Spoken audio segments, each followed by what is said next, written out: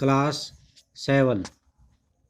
आपको पता है कि हम हमारा अतीत भाग 2 नामक पुस्तक पूरी पढ़ चुके हैं, उसके प्रश्न लिख चुके हैं। अब इसका दूसरा जो पार्ट है सामाजिक विज्ञान का, हमारा पर्यावरण नामक पुस्तक शुरू करने जा रहे हैं। भूगोल की यह पुस्तक है।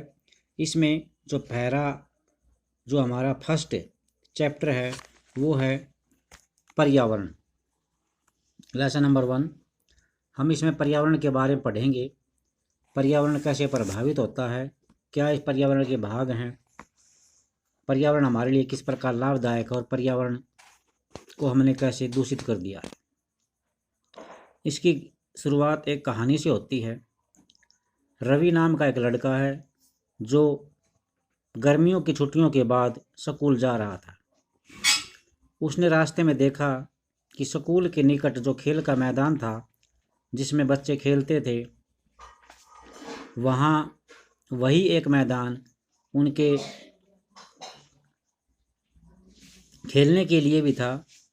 उस मैदान में खुदाई हो रही थी, जेसीबी मशीनों की सहायता से वहाँ पर उसको खोदा जा रहा था।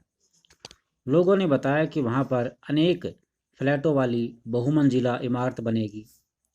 अब रवि को भी समझ में आ गया कि मुलायम घास, गेंदे के फूल और तितलियाँ वाला मैदान अब हमेशा के लिए नष्ट हो चुका है, तो उसकी आंखों से आंसू छलकने लगे।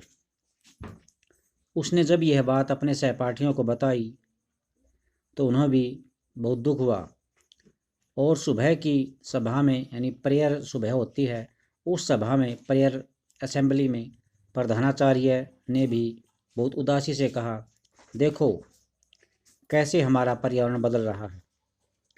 कक्षा में पहुंचकर रवि ने अपने शिक्षक से पूछा, पर्यावरण क्या है? शिक्षक ने बताया, जो कुछ भी आप अपने आसपास देखते हो वही पर्यावरण है। रवि कहने लगा, इसका मतलब है हमारे आसपास स्कूल का भवन है, मेज है, कक्षा में रखी कुर्सियां हैं और यहाँ तक कि खुला मैदान, सड़क, कूड़ा करकट, मेरे दोस्त, ये सभी पर्यावरण के अंग हैं। शिक्षक ने कहा, हाँ, लेकिन जरा रुको, कुछ वस्तुओं का निर्माण तो प्रकृति करती है। प्रकृति किन किन का निर्माण करती है? पर्वत, नदियाँ, पेड़, इनका निर्माण प्रकृति ने किया है और कुछ का निर्माण मनुष्य ने किया है, जैसे सड़क, कार, कपड़े, किताब। तो यहाँ पर पर्यावरण के दो भाग बताए गए हैं, मानव पर्यावरण और प्राकृतिक पर्यावरण।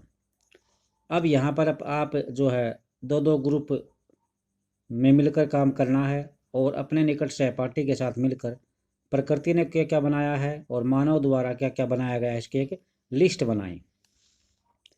रवि, परमजीत, जेसी, मुस्तफ़ा, आशा, यह सभी लिस्ट बनाने के लिए तैयार थे। इकबाल ने पूछा, हमारा पर्यावरण क्यों बदल रहा है? शिक्षक ने उत्तर दिया, ऐसा हमारी ज़रूरतों के कारण होता है। हमारी ज़रूरत लगातार दिन प्रतिदिन बढ़ती जाती है और हम अपनी ज़रूरतों को पूरा करने के लिए पर्यावरण का अलग तरीके से यूज करते हैं। इसलिए हम प्राकृतिक पर्यावरण में परिवर्तन करते हैं और कभी कभी उसे नष्ट कर देते हैं। जो ये दिखा रखे है पर्यावरण के घटक, यहाँ पर प्राकृतिक है और मानव निर्मित है। प्राकृतिक में फिर ये आगे स्थलमंडल, वायुमंडल, जलमंडल, इसके बारे में अभी पढ़ेंगे हम। मानव निर्मित में ये इमारत, पार्क, पुल, सड़क, उद्योग, स्मारक, ये मानव निर्मित है। ये मानव अलग अलग धर्मों के अलग अलग कार्यों में लगे हुए हैं। अब हम पढ़ते हैं ऊपर के जो चित्र आपने देखा है, आप इससे समझ गए होंगे कि किसी भी जीवित प्राणी के चारों ओर पाए जाने वाले लोग, स्थान, वस्तुएं और प्रकृति को ही पर्यावरण कहते हैं। तो पर्यावरण की ये सबसे अच्छी परिभाषा है, किसी भी जीवित प्राणी के चारों ओर पाए जाने वाले लोग, स्थान, वस्तुएं एवं प्रकृति को ही पर्यावरण कहते हैं।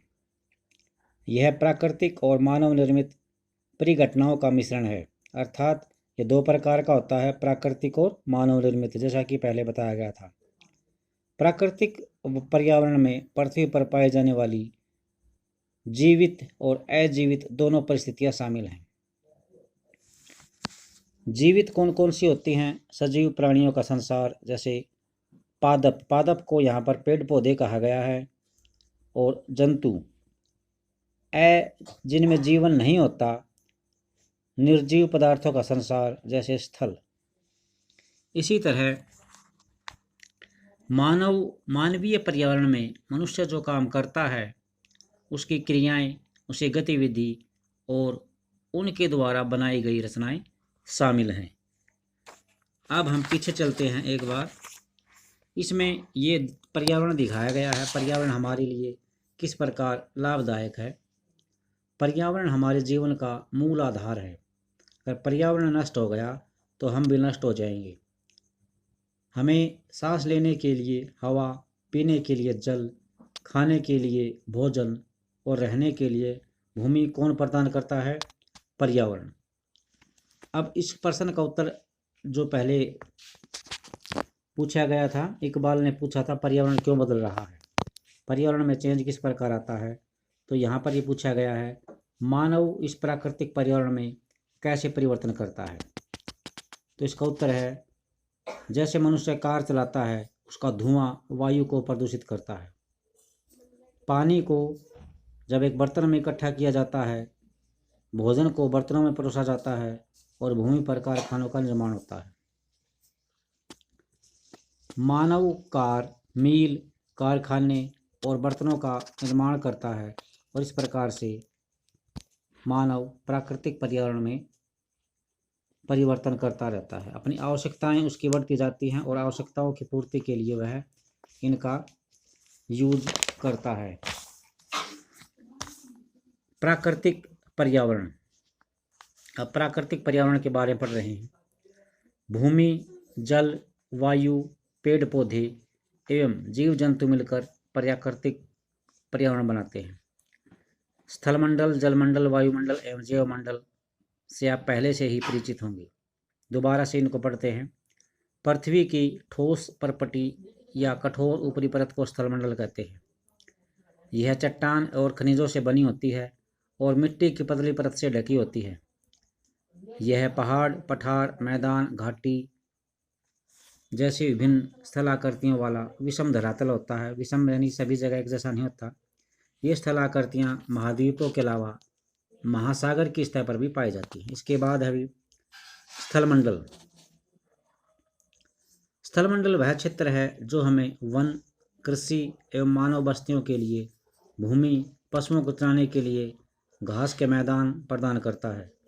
यह खनिज संपदा का भी एक स्रोत है। इसके बाद है भी जलमंडल। जल के क्षेत्र को जलमंडल कहते हैं। यह जल के विभिन्न स्रोत जैसे नदी, झील, समुद्र, महासागर आदि विभिन्न जलाशयों से मिलकर बनता है। यह सभी जीवों के लिए आवश्यक है। पृथ्वी के चारों ओर फैली वायु की पतली परत को वायुमंडल कहते हैं। पृथ्वी का गुरुत्वाकर्षण बल अपने चारों ओर के वायुमंडल को रोके रखता है, थामे रखता है। यह सूर्य की झुलसाने वाली गर्मी और हानिकारक किरणों से हमारी रक्षा करता है। इसमें कई प्रकार की गैस होती है, धूलकण और जलवायु उपस्थित रहते हैं।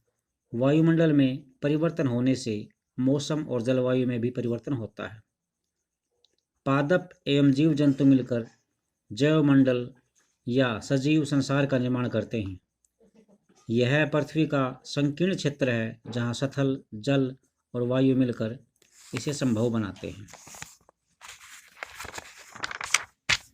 अब यहाँ पर पर्यावरण की उत्पत्ति बताई गई है। पर्यावरण शब्द की उत्पत्ति, पर्यावरण यानी इन्वायरमेंट शब्द की उत्पत्ति फ्रेंच शब्द एनवायनोर से या एनवायरोनेर से हुई है, जिसका अर्थ है पड़ोस। एनवायरोनेर या एनवायरोनेर से हुई है, जिसका अर्थ होता है पड़ोस।